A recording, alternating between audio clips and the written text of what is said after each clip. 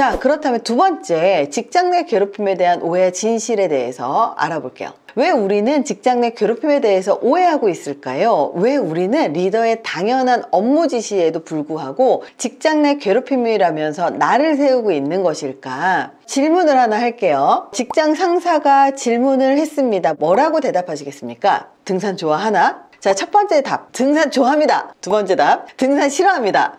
세 번째, 각자 생각하고 있는 대답을 떠올려 보세요. 만약에 직장 상사가 이런 질문을 한다면 어떻게 대답을 할까요? 우리의 인사고과를 좌우하고 팀에서 가장 어렵고 그리고 이 직장 내에서 나의 미래를 좌우할 수 있는 직장 상사의 질문에 뭐라고 대답해야 될까요? 우리는 등산을 싫어해도 좋아한다고 대답을 해야 할 것 같은 압박을 느낍니다. 등산을 싫어한다고 대답을 하고 싶은 마음이 굴뚝 같지만 입으로는 등산을 좋아한다고 대답을 합니다. 왜? 문제는 이 다음 상황이 펼쳐지게 될 걸 혼자 시뮬레이션을 하기 때문입니다. 등산 좋아한다고? 그럼 주말에 뭐해? 북한산 갈까?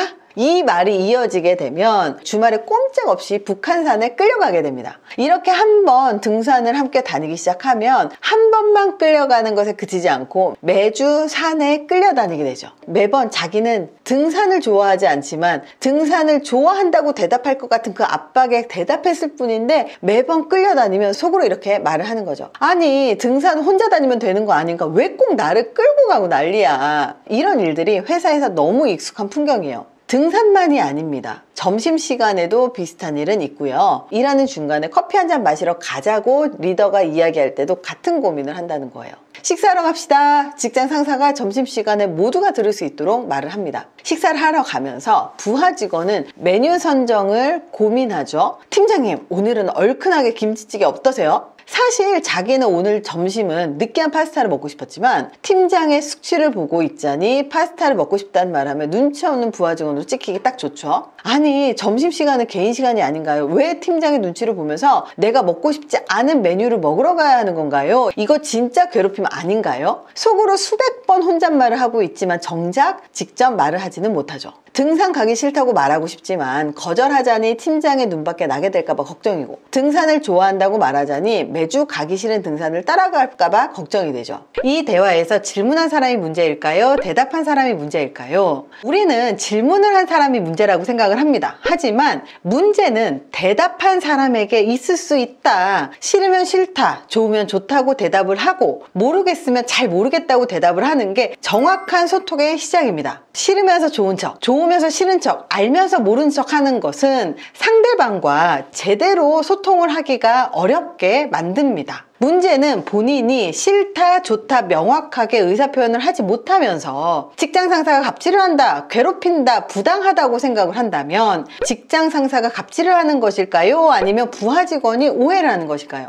무조건 직장 상사만의 잘못이라고 하면 안 됩니다. 우리가 다니고 싶은 직장을 만드는 것은 리더의 역할이기도 하지만 부하 직원인 우리의 역할이기도 합니다. 등산 좋아하나? 저 역시 이런 일을 겪었습니다. 저는 대학원에서 겪었는데요.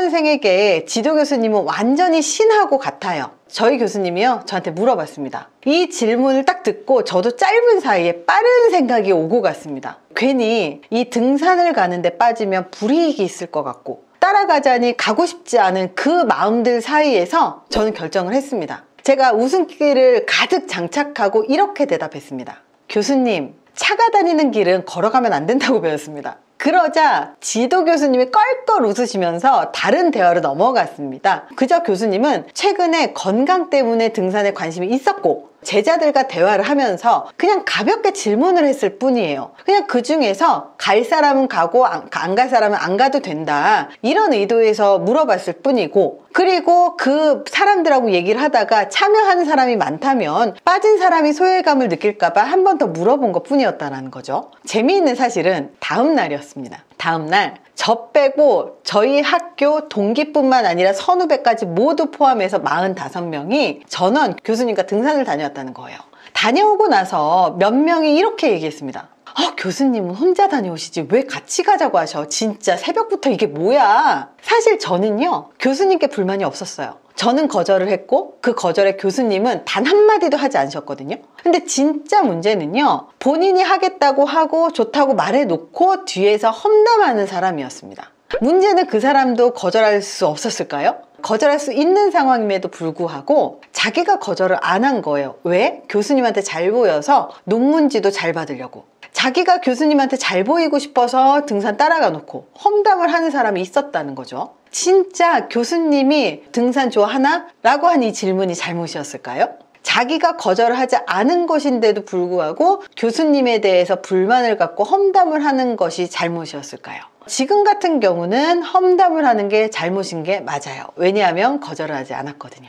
교수님이 갑질을 하거나 괴롭히려는 목적으로 등산을 데리고 간 것도 아니었고 충분히 거절을 해도 됐었고 거절하지 않은 이유는 자기가 혼자 추측해서 논문에 불이익 받을까 봐 자발적으로 등산을 따라간 것이라면 이건 갑질도 아니고 괴롭힘도 아니에요. 만약 내가 등산을 가지 않겠다고 말을 했을 때 기분 나쁘게 생각하고 뒤끝있게 갈구는 직장 상사라면 그게 위력이라고 할 수 있는 거고 위력에 의해서 거절하지 못하는 게 맞겠죠. 이런 일이 반복돼서 직장을 다니기가 굉장히 어려울 정도였고 그리고 반복되면서 괴롭히려는 목적이 다분하다면 상사의 잘못이 맞겠죠. 하지만 잠깐 감정이 상해서 표현이 된 거라면 직장 내 괴롭힘이 아니라는 거예요. 그래서 매일 괴롭히는 것인가 잠깐 욱한 것인가에 따라서 판단은 완전히 달라집니다.